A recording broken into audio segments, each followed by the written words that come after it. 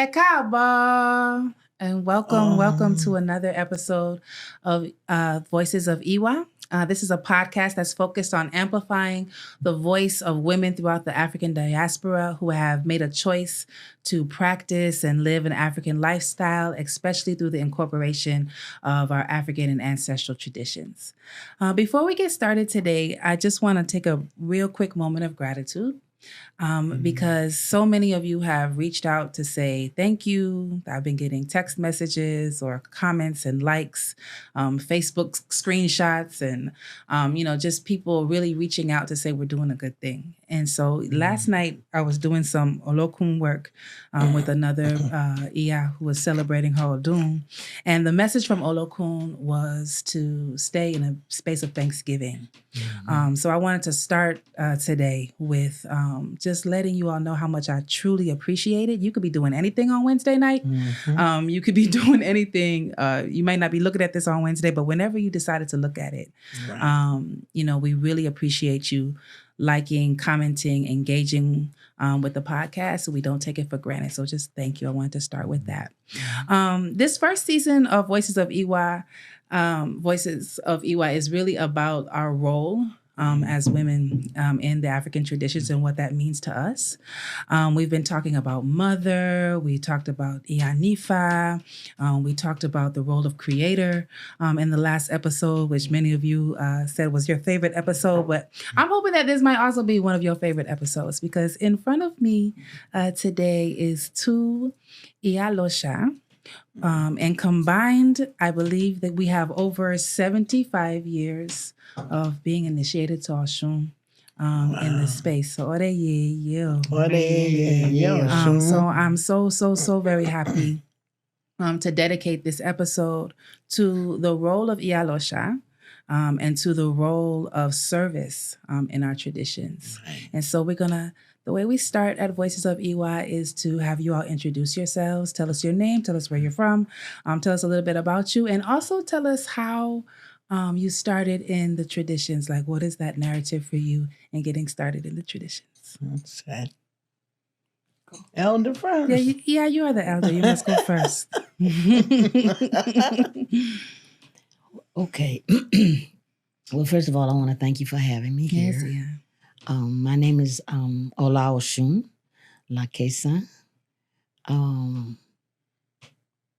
was initiated in 1986, and the Isheshe initiation system. And out of New York City, my Oluwo female was Olajumake, who is the wife of the deceased Afolabi Epega. Okay. And so she initiated me to Osun. And I've had a couple of other initiations after that. But the way that I didn't start out in this religion. I started out in another religion. Black Baptist Church, Gaston, Alabama. Black Baptist Church still moving on. It was founded by my grandfather and a couple of his buddies about 100 and something years ago at the turn of the century. And my ancestors on my mother's side founded a small town in there called Ballplay, Alabama. And they started a CME church there. And then my grandfather later married into one of the children of that family. My grandfather's from Turkeytown, Alabama. So we from the country part of the country. And we settled in Gaston, Alabama. With my mother's people. My mother's ancestors, African ancestors, were actually from Haiti. Oh, wow. From Haiti. A lot of plantation owners brought their slaves to Louisiana, Texas, and Mobile when the Haitians took their country back. Right. And so my great-grandmother, we found out, spoke patois, and she was a fabulous woman. So she joined the AME church. In those days, Black people were not allowed to practice any type of African spirituality on any level. So the Black church was the avenue through which our ancestors in the Deep South did any kind of affiliation with any kind of African spirituality. And so many of the women were root workers and practiced a form of African traditional spirituality called hoodoo. Yes. But I was born in a Black church, and I was raised in the Black church, and I was a Sunday school teacher in the Black church. But my grandfather didn't do like a lot of Black family that pushed the Bible. He didn't push the Bible. He pushed, and he and my grandmother pushed, do the right thing. Right. Do the right thing. Have good character. Be good. Follow the rules, follow the law, stay in your lane, stay on our side of the track, and do good. Go to school. Don't cut up in the lady classroom. That's not your classroom. That's her classroom. Get your lesson. And so this is how I was brought up. So I never, although I followed the gospel music, which I still love, I never really liked being called, what's that thing they call you in the Black church where you're not a Jew, you're a Gentile. Okay. Gentile means you don't belong to them. You're a stranger. And I never really liked that title. And then there was always a voice that was always speaking to me when I was a little girl. And you play outside when you're in the country. You don't play in the house. Right. Your mama hooked the screen door. And so it'd be so hot. So I found a spot. I guess I was 5 or 6 years old. Kind of underneath on the side of the house in the shade. And I would take my toy dishes and I would eat mud cakes. It's out of clay. So my father called me Mud Pie. and at my sitting, because I was the oldest of the 3 children, we were only 3 of us. My brother was somewhere wherever he was, and my baby sister was up under my mother. So I was basically saying by myself with my friends. And these were old women who sat at the table with me and ate mud pie with me. Now, I didn't know that they weren't real in terms of the flesh. Okay, these women just played with me and kept me company. And they would whisper to me in the church, "This is not yours." Oh, wow. This is not yours. This is a true story. Right. Wow. This is not yours. So I listened. I didn't tell my mama or my grandmother, who drugged me up in there and listened to the gospel music every Sunday. I ain't say nothing. But that voice stayed with me throughout my childhood. So that's the kind of affiliation I had with the Black church in terms of my spirituality. So when I got ready to leave home, I graduated and I got ready to go to Fisk. I told my grandfather, he and I were very close. And during my upbringing, he used to take me fishing with him. And he was a Cherokee man, and he would go up in the mountains and take me with him. And when he would fish, I was little. I'm kind of going back and forth, but y'all try to keep up with yes, me. ma'am. Anyway. I'm reflecting back, and he would catch fish and bring a whole bunch of fish home for Grandma to cook. So he was a hunter as well. So we ate deer meat, fish. We ate, yard birds, that type of thing. Wasn't rich, but had plenty of food. So he put me in a boat, and he rowed me out in the middle of the water in the river. And the river started turning in a circle. And I guess he noticed me getting dizzy. And so he pulled me back, took me back to shore, sat me on the shore, told me not to move. And he went back out and caught the fish. That was an experience, a spiritual experience. Right. Didn't know what it was, but it was fresh water and it was a river. Yeah. Mm-hmm. Then another time he took me up in the mountains to a rock. The rock was a sort of a gray color like this table. Mm. And there was water spurting out of the middle of the rock. Mm-hmm. And he took a drink and he told me to take a drink. It was the most delicious water I had ever tasted in my life. Mm-hmm. I was to later learn that one of Osun's rivers is underneath the earth. Mm. Okay. Mm-hmm. This is underneath the earth, but I didn't know that at the time. But the water was really cold, like refrigerator water, Mm-hmm. Wow. and really good. All right, so fast forward, I'm graduating, I'm getting ready to go, and I told my granddaddy, I said, Granddad, I said, I don't know about this Christian religion. I said, I think I want to study other religions. Mm-hmm. Mm. I you know. And so he said, well, let me take you outside. So he took me outside. He said, I'm gonna show you one thing. He said, the sun always rises in the east, Right. always sets in the west. Mm-hmm. As long as you remember that, you'll never get lost. That's right. Not Wherever bad. you go, Mm-hmm. you'll never get lost. And then the second thing I want you to remember is always do the right thing.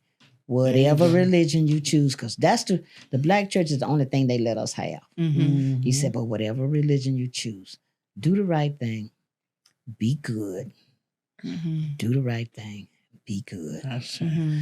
So I went to FIS. I studied all of the major religions, including Buddhism, Mm-hmm. Hinduism, Confucianism, African tradition. I worked in the library, Mm-hmm. and I read all the books that I could read about traditional religion. Then when I graduated, well, I moved to New York. When I moved to New York, I wound up living there 27 years, and I was introduced to this religion through the Lukumi system. Okay. I practiced Lukumi for 10 years. Mm-hmm. And I wanted something that was more affiliated with indigenous Africa. Mm-hmm. And through a godfather of mine named Ajamu out of Oyetunji, he Okay. introduced me to Afalabi Pega. Mm-hmm. And then I got initiated to Right. Osun. Awesome. And after that, I stayed incognito for 7 years. Mm-hmm. I went to Bimbays, but I didn't practice no priesthood. Mm-hmm. Right. I stayed, I studied, I wrote a book, I raised my children, I moved to Nashville, Tennessee, and I stayed incognito for 7 years before I practiced publicly as a priest. Okay. Right. I want to come back to that. Right. I'm gonna let Iya. Okay. So I hope I didn't so- belabor you. No, that was a beautiful Well, story. Yeah. That was very beautiful. You know, you are a wonderful storyteller always. Thank you. And I would like to say thank you for having me. Yes. Yeah. Was just asking Iya about her children because I've known Iya a very, very long time. Yes, we I think have. I've been in Atlanta maybe 20, I want to say about 22 years because when I came here, my son was 2. Mm-hmm. My name is Osuntinibu Omisegun. I was born in Harlem, New York. Okay. My mother and father were already in the spirituality, or what we call then the religion. Mm-hmm. They were in the religion in New York with the Black Cubans. Okay. And so we practiced, I guess we practiced Lukumi, Santeria, whatever it was. But I know that I've been doing this ever since I was about 5 years old. So my memory is of this. This is I it. don't know what the church looks like. Mhm. I don't know what the mosque looks like. Now, I have been to, when in South Carolina, outside the village, I've been to Sanctified Church. You know, they have Holiness Church. And I visited. I haven't visited a mosque yet. However, let me go back to my story. So I was raised in New York. I grew up in New York. I was born in New York. When I was 9 years old, my mother and father moved to the Oyetunji African village, where the Orisa were called by their Yoruba names. And, you know, and it was Africanized. Because, you know, when in New York, Yeah, Elegba was Elegua. And that's only because, they don't pronounce B Right. in their language. So, and so now we can pronounce the B, and, they were still speaking about the saints and how, and in Catholicism, they had kind of hid their Orisa behind the saints so that they were able to practice. Well, when moving to Oyatunji, it was so fun. It was so much. It was so interesting because I found people my age that were also in the religion. And I was like, whoa, it's not just one person on the bus, because every now and then you see somebody on the bus, like with an E-Day on, and you're like, yo, you in the religion? I was like, yeah, I'm in the religion. But, so let me go back to come forward. When I was very little, my mother and father took me to a misa. And a misa is like a seance, maybe. Yeah. So she took me to a misa, and the guy got possessed, and he stopped and stood in front of me, and he started shaking. And I was like, "Oh my goodness, what's going on?" How old were you? I was about 5 years old. Wow. 6. He said, "She's gonna be great." Said she's gonna do this. She's gonna do this. She's gonna be great in this. She's gonna be a big time priest. And so I'm looking at my mother like, "Yo, what in the world?" And actually that day they were having a ceremony, and so in New York they would do their ceremonies sometimes in the basement, and then you have the whole chicken smell and I can remember vividly Florida water and chicken smell and how that looked and how it smelled. But so they was having the ceremony later on, and my mother wasn't able to explain to me until much later that evening. Oh, I think you're going to go far in this. And at the time, my Orisa was Osun. It has always been, my head was marked Osun, and it has stayed such. And my mother's head was marked Yemoja. But when we got to the village, when she got her reading again, it was Osun. Osun had stepped in. So my mother was a priestess of Osun before me. And I am a priestess of Osun, and my daughter and son are initiated to Osun. My oldest son is initiated to Obatala. But we have been in this tradition for 3 generations. Wow. 3 generations strong. So I have 11 brothers and sisters. Wow. Because my mother and father actually had 8. And then my father adopted 2 of his nephews, and my mother adopted 2 of her nieces. So, no, well, that's 12. And so I'm like, I have a huge family, and I'm the oldest out of everybody. Wow. And so, had a whole lot of responsibility. But growing up in this tradition is a little different, I guess, because when people ask me, well, how do you feel? I don't have anything to compare it to. Okay. So I'm like, I feel like I woke up. This is all you know. This is what I know. And I didn't have to fight to wear Yoruba clothes like my mother did. My mother and them, she was back in the 60s. She was marching. They had to fight to wear African clothes and have an African identity. So I didn't have to do any of that. I could get up and put whatever I wanted to put on. I could wear LaKesin or not. Yeah. I got initiated when I was 12 years old. I didn't have a say. This is what my parents did. They initiated all their children. We all went to college, so we didn't have a say. And we went to, this is what our family does, the culture of our family. So I don't know, so the question is always, it always baffles me because I'm like, and then I don't know, baffled, confused, I don't know. It makes me a little uneasy because I don't know what to compare it to. When people are like, so how is it different? How do you feel growing up? I don't know how to feel. I feel like my friends felt. I had friends my same age. And so it was good, And that basically this culture is what I know. Yeah. This spirituality is what I know. And from the age of 12, my godmother, who is Osun Bumi Olafemi from Tampa, Florida. Yes. And my godfather was the king, the late king of the village. Oba Osejumena Adefumi. Magic Bona Khan is my godmother's daughter, named Osun Gwaide Olafemi, and she lives in Tampa as well. But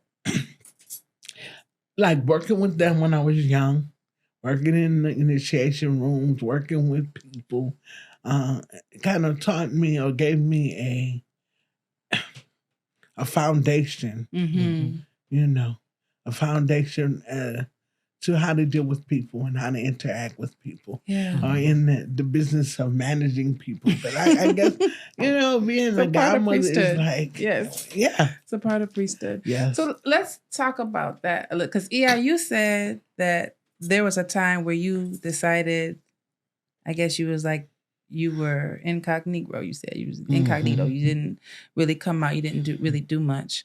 But so as even though you were initiated, you weren't like maybe like what they call like a practicing priest. You weren't serving anybody for a while. No. What does it mean to you all to be an Iyalosa, right?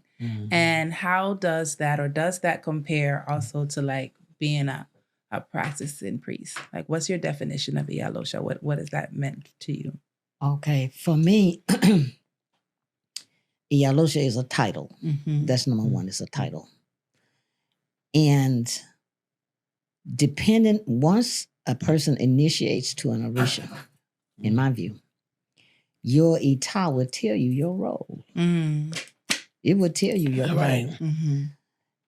And a good diviner will pull that out. They will tell you your role in the religion, and they will tell you your taboos in the religion under the particular Orisa. And by the way, there is a difference in the being initiated to an Orisa, where they shave your head. That's not a secret. And they put the term they use is a crown, but it's called an adosu.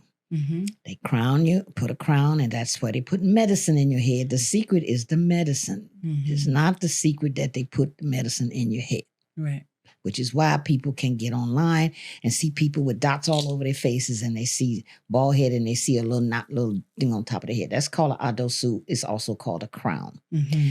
And then there's an initiation to Ifa called Itefa, where individuals can go into a grove and receive the Odu of their birth. Yes. That's a type of initiation through Ifa. It does not initiate you to the priesthood. It initiates you to the Odu that you were born in. And if doing your Ita in that initiation, it says you need to study to become an Iya Nifa or a Babalawo, that is what you do. I just wanted to throw that in because that's important information. A lot of us in Isheshe, especially in Isheshe, we just say I'm a priest. I'm a priest. And it's such a general term until a lot of us don't really understand the technology of the specifics rather of the term. Or even that's not everybody's role. Like you just said, like everybody doesn't have to be a practicing priest, right? Well, like you can be a priest and specialize in cooking Orisha food. That's right. That's right. You can be a priestess and specialize in sewing the clothes. Yes. Right. You can be a priestess and specialize in being a master diviner, which is Iya Osuntinibu's skill. She the bomb.com now on the D-Lagoon. I'm telling that right now, here in the podcast. But also during, like as I was saying, when you get initiated, I'm initiated to the priesthood of Osun. Did you say only initiated? Yeah. I was like, well, my daughter has, all three of my children have Tefa. And my daughter also has initiated to Agba. So, I guess one day. I don't know. But I feel like I'm still studying with Osun. Yeah. At my Ita, when I did get initiated, my godfather repeated what the guy had said in the Misa. And he was like, this is what you're gonna do. You're gonna have a whole lot of gotcha, and you're not gonna get paid much. And you're not gonna make your money through this. And I was like, okay. But from 12 to 20, I had to be about 28 when I actually initiated one person with my mother, I had a whole collective there to kind of help me with the initiation.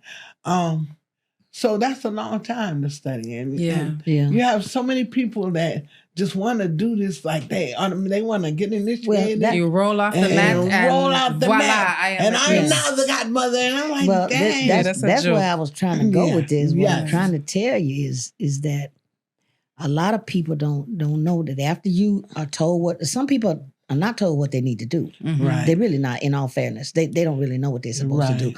And like we That's are true. saying here, this Mhm. word priestess or priest Mhm. is a very generic term. Mhm. Right. Some of us, and my specific role that I'm really good at is writing. Yeah. Mhm. Teaching, I can teach Right. and I can write. I wrote books. I've written a second book on the Shay in America. Mhm. That's my role. That's the major role. Now that doesn't mean Right. that I can't do a yard bird Mhm. Right. or a goat Mhm. Right. and I can't work the knife. Mhm. I can do Right. that. It doesn't mean that I can't play the role of other priests that are really, really, that's their thing. Mhm. Right. Okay. It doesn't mean that I can't divine. It doesn't mean any of that. But my forte is studying. I am a bookworm. Mhm. I'm a nerd. Mhm. I read. Right. I study. I question. That is how I learned about Osun. And I also communicate with my Osun. Say, is this right, what I just read about you? Mhm. Is this correct? Mhm.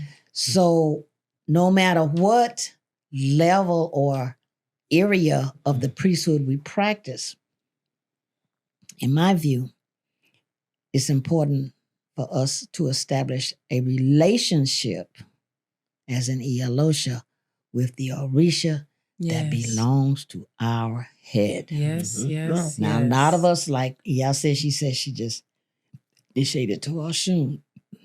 Osun's the only Orisa in my head. I have Mhm. several other Mhm. initiations, but Osun's the only Orisa up here. Mhm. Mhm. Egg Bay is not in here. Mhm. I received Egg Bay. Mhm. Right. I received Ogboni. Mhm. I received a gungun. They put a gungun initiation in your body, Mhm. at least in the Oyatunji system. Mhm. Right. So these things I received, but in my head, I'm like, yeah, okay, ain't nobody up there but Osun.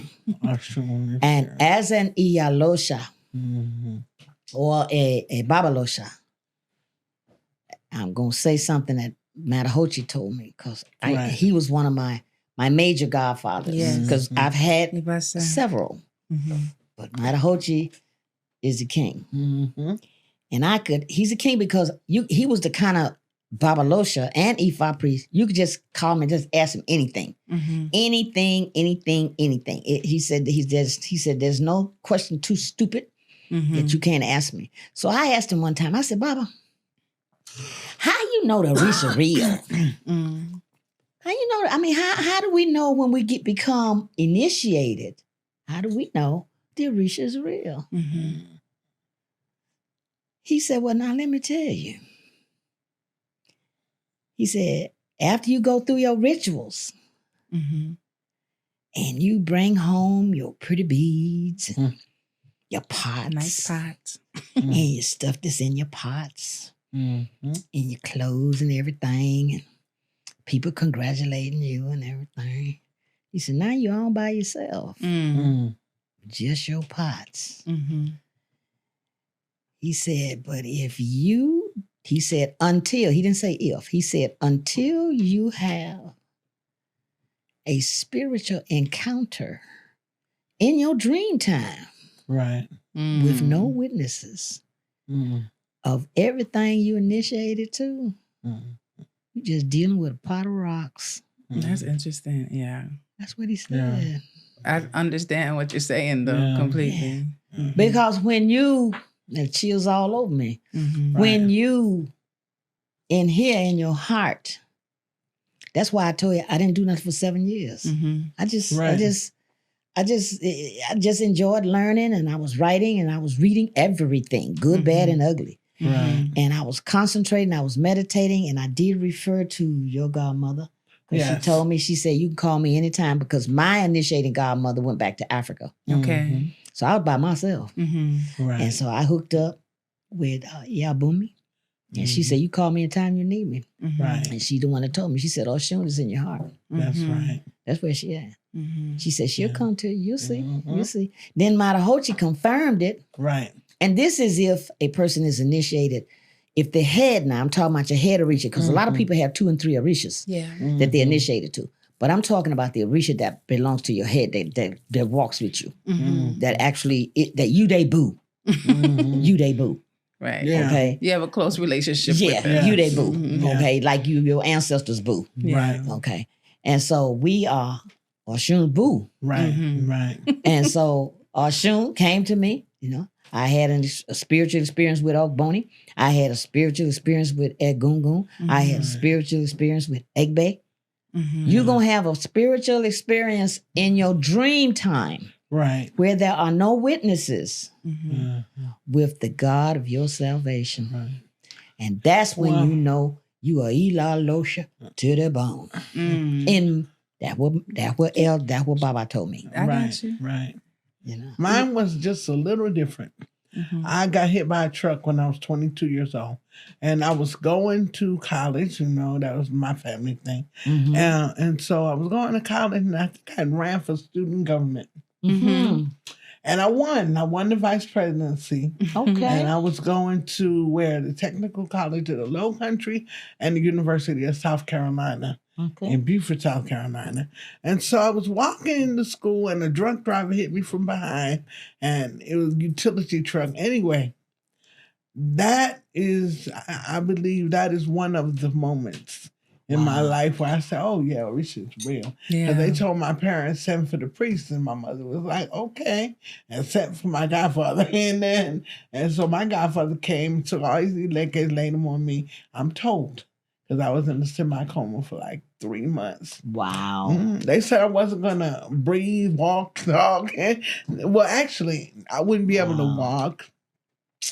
And I probably couldn't have any more children, which, of course, I had Aina then. Then I had Olake after that. Wow. And so, but Orisa became real. Yeah. That's when I was like, whoa, this is because in my I was told, get Ogun full.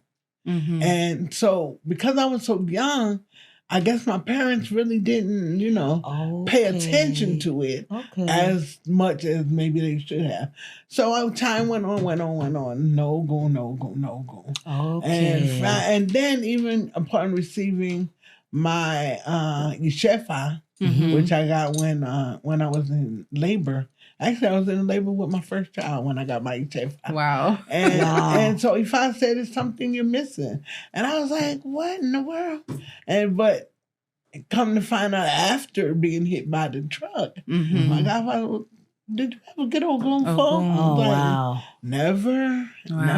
So I had to go back to Moral of the story is do what Ifa says. You have to do. You have to do, yeah. If you're going to get the reading, you got to Do the work. You got to do what the Orisha prescribed, you know. But that is kind of, and then throughout my life, I've seen different things, what people might call miracles or, you know. And so I've seen Orisha appear in certain places in certain ways. But the ancestors are a little quicker to respond to me. I think that the ancestors are we, in my view, through my learning as an Iyalosa, we have 4 things that come with us to the planet when we incarnate. Our Ori, because that come from heaven. Our Egbe, yes. that's the club, the sorority, the fraternity that we belong to in heaven. Right. And we going right back there if we know what we're doing. We going right back to that same fraternity.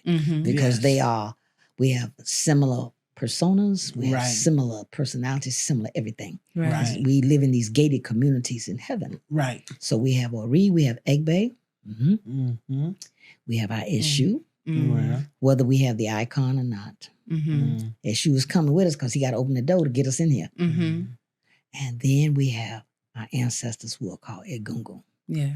Those four divinities we have with us, whether we physically have the ritual or not. And then some of us come with an Orisa as well. Mm-hmm. Everybody don't come with an Orisa.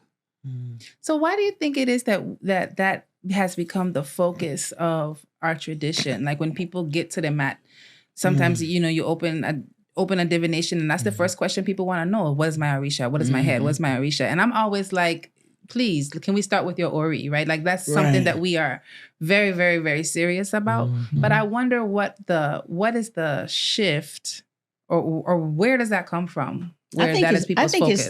I think it's the sociality. I think it's the pizzazz. I think it's the trend. I think it's the type of treatment that we get when we become initiated to an Orisha. Right. It's the treatment. It's a status. It's that type of thing. Right. And I think to a certain degree, it may be overplayed and misunderstood. Right. Because getting initiated to an Orisa is a very serious. Yes, ma'am. It is a very, very serious. And undertaking. It's an undertaking. It's in each ritual. Right. Each ritual, you got to follow that Orisha's taboos. You got to follow the ita of that Orisha that you initiated to. Right. And the personal one. You got to follow all of that. Or suffer the consequences of not. Or suffer the consequences. It's in the package. Yeah. It's in the package. And if you don't understand that concept, like a lot of younger people who come into, especially in the Isheshe movement, they come into their initiation, they go and they spend money and they get initiated and they come back. I'm a priest. I'm a priest. Well, like we all saying at this table, it's a generic term. It is a title. Okay. You need to know what your role is. And there are degrees of the priesthood. Your first 7 years, your ashe is in a crock pot. It's cooking. Yeah. Yes, ma'am. And if you step out too quick. With all these God cheering and all this kind of stuff, you know what you're negotiating? Your own ashe. You're standing in your own way. You're giving it away. You give it because it's like a 9-month-old baby. Yeah. That's why I told you, I said, I moved to Nashville. I sat down. I sat down and let my crock pot cook. Right. Okay? Then that's your first stage of your initiation as a priest. Then your second is it's just like school. Yes. Iya's a teacher. I'm a teacher. We both are professional teachers. You have elementary, you have pre-K, then you have elementary, then you have middle school, then you have high school, then you have college, then you have grad school, then you have professional school. Right. Those are different stages of your education. Priesthood is the same thing. Yes, it's the same way. Okay? So most of the people out here are under 7 years old. For sure. Yeah. They're priests, but they're babies. Right. They're babies. So going on out there and play. Right. But then going back to your question about the Orisa, I want to put a nail in that. People want something to persona. They want something that they can relate to. Okay. Like people come into this novices or the people that I see coming through the door. At my shop who are young and they're interested in the spirituality, or like they say, I want to be Ifa. And I'm like, that is the new thing to say. That is just like, are you Ifa? Are you Ifa? No, I'm not. But I got am you. not Ifa. So I have to explain to them what they're talking about. Yeah. They want something that they can personalize with. And so the Orisha are like the heroes and the sheroes of their story. And so you want... Like superheroes. Like superheroes. Yeah. So they want to know which superhero got me. And everybody I can see is that, talking about, and... But not to mention, we are so disconnected from where we came from. Yes. Like it's been, 400 or 500 years that we suffered through all that. So they feel it in their DNA. They need to connect back. They know it. They know something's missing. They know they want something, but they just don't know what. And just that one little piece of information. With that, they take that and run. And you was like, wow. And so what is my Orisha doing? Huh? And then you have to re-explain to them like, hey, you're not the Orisha. Yeah. This is what the Orisa takes care of, and how you're here and you're going to work on what the Orisa is in charge of. Like if you're a child of Osun, maybe you're going to work on love. Yeah. Because she's the Orisa, who might have dealt with that. Children of Ogun, children of Sango or Batala. You're a child of Obatala, you might have to work on patience. Yes. That might be that part. that you might need to work. The Orisha come to you for different reasons, right? For different reasons. Right. I think as human beings, we are also carry the downside of the upside of the Orisha that we initiated. That's right. We carried our That's humanity. right. The Orisha don't have a downside. They're gods. Yeah. They're gods. Mm-hmm. Okay. I think that to piggyback on what Iya said, I think that a lot of, especially African American people, are looking for an identity. Yeah. Yes. An identity. We are not real clear on our identity. Who we are. On who we are. You got to know who you are. That's right. You got to know. You got to. As Oyelana, my egungun, Ibai Tenu, my egungun godmother used to say out of Oyotunji, you got to fix your stuff. Right. But then you got to That's the identify your place to stuff. start. Right. You got to That's the look at place to yourself, start. identify your stuff, because all of us got some stuff. Absolutely. Okay. And when it comes to being an Iyalosa or a Babalosha, okay, if we are Omo Batalat, watch that arrogance. Yeah. Watch that. You can see me, but you can't tell me nothing. Okay, because the Batala people are everything I've known, super I know. intelligent They and are. funny. They are. Oh my God, Hilarious. their brand of humor is just brilliant. Yeah, it okay, is. It however, is. Comma dot. I got some people that's so Batala in my family, hard headed. Woo woo woo. And don't make them mad. They stay mad forever. I've got what? a whole gaggle of them. Okay.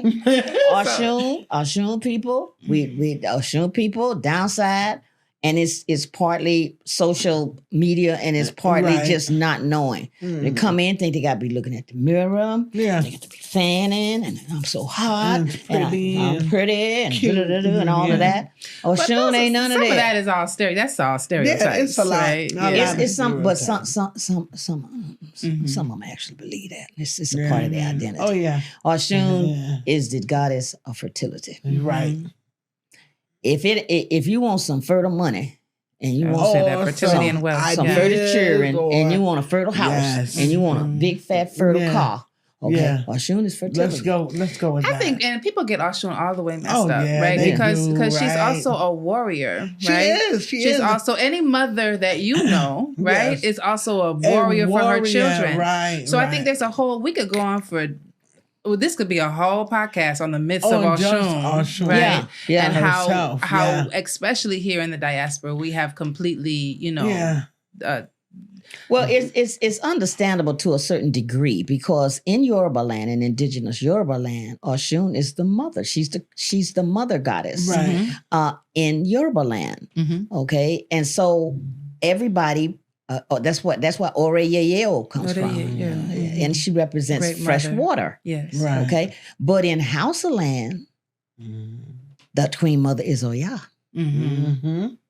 She is the Niger River. That's right. Okay. Yemanja, is in Abeokuta. She's in the Ogun River. Brazil. Yeah. Okay, and in Brazil. So that's why that's also important for us. We have to educate ourselves. Absolutely. This Right. podcast is perfect. Perfect. It's That's the right. perfect schoolhouse. It's Yes. the perfect classroom. It is. We it have is. to share our information with each other Right. about what we know and what we think we know. Right. We have to sit at a round table and say, this is what we need to understand about these Orishas. Orumala, Orumala is a very special Orisha. Right. Okay? We need to understand the importance of Oshe Ifa. Yeah. Right. As Iyaloshas, we have a responsibility to teach, but we can't teach what we don't know. Absolutely. And if we cared to pick up a book, the secret in the book, or your elders. Or our elders. We That don't ever, part, yeah. you know, Yeah. and if we think we too cute, I ain't saluting right. her. I have Well, so- you not that's- saluting her, you saluting the ashe that's in her That's head. That's right. That what you saluting. Or even having a working relationship with your godmother. There's so many people that don't have a relationship Well, they don't want with one. their godparents because I guess it's, you know what? Iya Dr, God bless her soul, told me the best thing I ever heard is her definition of priesthood. She said, when you get initiated, you have the right to study to be a priest. Ooh, She said, that's good. all priests are initiated, but all initiated people are Not not. priests. Absolutely. And that is Absolutely. that was one That's of the just something best- we're not teaching. I don't know why, Right. and why people are not really understanding that. I don't know if it's that we're not We have to teach talking it, to each other. We're not telling each other the truth. Right. And like you're saying, like people, you'll get initiated. My godfather said something, Baba Kayode. He said, you know how many people come all the way over to Osogbo, Nigeria, get initiated, and I never see them again. They won't and I was go like, study. no, I can't imagine you going all the way to Osogbo, you know, making a connection and then just dropping it. But he was like, no, that happens all the time. Right. And then he was like, I never hear from those godchildren, quote unquote, again. And this is the part where I think we have to really start talking, right? And get really getting people to understand what this tradition is about, because you're only hurting yourself. And really. Right? Well, You're only hurting yourself. I have and people that you so that's the and the right. people in the community. That's well, like right. I tell my students when I'm in the classroom. Maybe that's how we got here. I say, Yeah. you're standing in your own way. Yes. Well, I said, well, that's okay, because you're not standing in my way. You're Right. standing in your own Right. way. Just imagine you standing in your own way. Yeah. How you gonna stand in your own way? Yeah. That's deep. Yeah. But that's what a lot of us are doing. Some are deliberate. Some of us are suffering from arrogance. It is a human condition. You just have to soften it up, step back, okay, and realize, for me, Right. Osun is the God of my salvation. She's not something I work. Right. Right. You know, people, you got Osun. I said, well, no, She Osun got got me. That part. She has them. Osun got me. I'm the baby Yeah. that she Right. told on her hip. Yes. She got me. Yeah. Yeah. I ain't got her. She's the God. Right. Right. She's the God of my salvation. Well, I said, you see this the way Jesus, and you have to give it to the black Christians now. They love themselves some Jesus. It's true. Yes, they do. They gonna stand up and they own it with the Jesus. We got to have that commitment as Iyalosas and as Babalosas and as Ifa people. We have to have that commitment to our Orisa as gods. They're not something that you just work or you just buy. And like Baba said, they come over here, they buy these rituals. I don't see them no more. Yeah. Okay, so we have to get a study buddy. Get a study buddy. Get somebody to hang out with. Talk to your elders. Yeah. I used to ask I had elders. I used to ask, like I said, that's what I loved about it. You can ask him anything. You can ask Iya Bumi. Yeah. Ask her anything. I can call her at all times. And say, in the middle of a reading. Yeah, I just read so.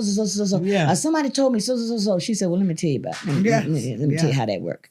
Okay. Yeah. So if we, as young priests in this religion, if we just start to hook up with our elders, you're not, how shall I say, not being disloyal to your godmother if you talk to an elder, if you get a teacher, if you get some mentors. Absolutely. You're not. That's you the have only to way have we're gonna- humility for that. Yeah, you do. Yeah. And I Because think a that's lot of- something that we're missing on this that side. we do Our lack. ability to be humble, right? And to be around our elders, right? And to have a level of humility to even learn, right? Even when you're learning, let's say it's hard, for a very long time. A lot of times I'm the younger person in the room. Even, maybe I've been initiated, maybe I'm in junior high school now. Yeah, I think. 13 years, that's all I got, right? Yeah. But Yeah. maybe I'm in yeah. junior high school now, right? Well, My wait a first minute, 7 have 13 cooked. is your first to 7. That's you coming out of elementary school. Okay, You're in okay. middle school. I'm in middle school. Okay, Middle no school. problem. Right, but there is a level of humility that we lack. That So is- people yeah. come and they're like, "I want to learn. Give me this information." I didn't learn anything with you. You Yes. don't serve You don't nothing come, or nobody but yourself. and you don't attend anything. Mm, I have so many learning opportunities. However, you have to be present. that part. And people are not willing to be accountable for what they're not getting. Another thing, and I don't want to cut you off, but another thing is I'm not your mama. Ooh. I'm not your Oh. mother. Uh-oh. I didn't give birth to you. Uh-oh. I didn't give birth to you. If you think if it's a choice between you and my natural children that I gave birth to, I'm going with them all the time. However, calm down, once again, I am going to teach you everything that I know if you come and sit with me. Yeah. If you sit Like you with said, me, if you come with sit and sit if you with come me. to a ceremony, if I have a ceremony, invite you come. Mhm. But the same people that'll run everywhere and say, she didn't teach me anything. She doesn't know anything. I'm like, you will never know what I know because you don't come. You don't just get the ashe and walk away. Yes. But Yeah. you know, when I first came into this religion through the Lukumi system, you know what I Yes. did? I was in he's passed away now. His name was Alfred Davis. He's called him Oh, Omitoki. yeah, wow. I know I was that. in his I know Lukumi. him. I was a black Lukumi house. Mm-hmm. I worked in the kitchen. I know him. That part. I My mother danced with already knew how to dissect Yeah. the yard bird because my mama taught me that in the Right. country. And she Right. taught me all the body parts of the chicken, and she could wring the neck like they do in Haiti. Yeah. And that neck come right off and all of that. But I worked in the kitchen, Right. and I was much smaller and much younger. And I get on the train and go to the bimbays and stuff. Yes. And I would clean them chickens. You talking about the chicken smell? Yeah. Didn't bother me. I plucked them chickens, put them in the boiling water, and get them ready. That's I right. worked for those priests. Yes, I ma'am. Right. saluted those priests. Yes, That's ma'am. right. Okay, That's I right. danced and learned those songs. I learned the dances. Okay, Mhm. I learned the patakis. Yes. Right. Okay, then when I switched over to Mhm. Isheshe, wasn't a whole lot of learning available in those early years. Mhm. So I did a whole lot of reading. I did a Yeah. whole lot of questioning, a whole lot of asking, a whole lot of this. I studied Bascon's book. We got a lot of data out there that if we just open up the book, we'll know what to ask the elders. Yeah. Half of our young people don't know what to ask. How much she didn't teach me anything. Well, what did you ask? Well, You don't yeah. even know what to ask. You- Because I didn't know what to ask Yeah. Yeah. until I started reading. Then I said, oh. Yeah. Then you Yeah. can call an elder. Right. Or get your study buddy. Because your study buddy, I had a study buddy. We was the blind leading the blind. That's what we was doing. Okay. It's a Right. start, though. Right. Yeah, it's a start. It's a Yes, start. it My study was. buddy. Girl, did you read something? She said, Right. no. I said, but it says da da da da. Because see, back in those days, we didn't have the Yeah. internet. Yeah. Yeah. We didn't have the internet. So Right. all we did really have was our elders. Right. Yeah. You know? Right. And then our elders would have certain expectations for us. But Right. humility Yes. is the That's magic something word. you have Stop to getting your have. feelings hurt. That's something Put your you- AO in a Yeah. box. Put Yeah. a little ribbon around You it. have to. You're going to and- be all right. This is, Right. you know, One just- thing about growing up in the village that was a little different, they had a society called the Igbi Molosha, which was the priest council. Mhm. And I'm actually the last member to join, but you had to join the priest council. And there If were you was certain, initiated? if you were initiated, this Ah. was this is a step you have. And in order to join this council, there's things you have to do. Okay. Like you would Oh. have had to learn how to do a head cleaning Mhm. and maybe some other things Mhm. that junior priests would have to learn. Mhm. And so you join the society, and there was an educational series, Yes. and where Okay. you learn how to do a bar, you learn how to do this, do that, and we talked about the different methods. Mm-hmm. And it's Because- called a what? It was called the Igbi Molosha. And so- Igimolosha. Like I often use the analogy of collard greens. So I say like, okay, so because I would rather look at the common thread that Yes. runs in between all of us. Yes. And we need to learn, because I feel like we need to learn how to work collectively no matter what Yes. system you're coming out Yes. of. We got to find that common thread. So I tell my students, well, okay, so if you cook collard greens in New York and you put beef in them, it's the same thing as if you cook collard greens in South Carolina and you put pork in it. It's still collard greens. And collard greens in Africa are collard greens in the United States. We have to find that common thread, and we have to let that ego. You gotta get rid of it, because the ego is the thing that's kind of standing in our way because we're not willing to learn anything new. Well, here goes. Let me throw something on the table then. We do not have any Shay, Igbe, Malosha, or anything like it. We don't have or anything like it. When we're gonna start it?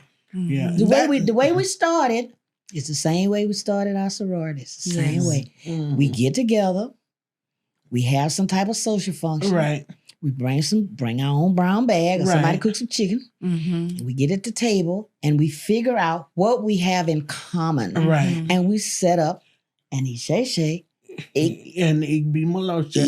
Malosha. We figure out Black people have been convening for millennia, right? Oh, like that's what we know to do. That's what we know how to do. Right. And that's how we solve our problems. That's how we put our issues on the table. That's how we get solutions to them. Right. I mean, a part of what we want to do with the podcast is even start to put voice to things like that, right? So even the fact that we can say, so there's it out there. There's a step that's missing. Yeah. And it's clear that it's missing because we don't have any accountability train for our community. Things can happen in our community, and things have happened in our community that have been horrendous, but there's no accountability because we don't have any type of counsel of any type. This is true. This is definitely true.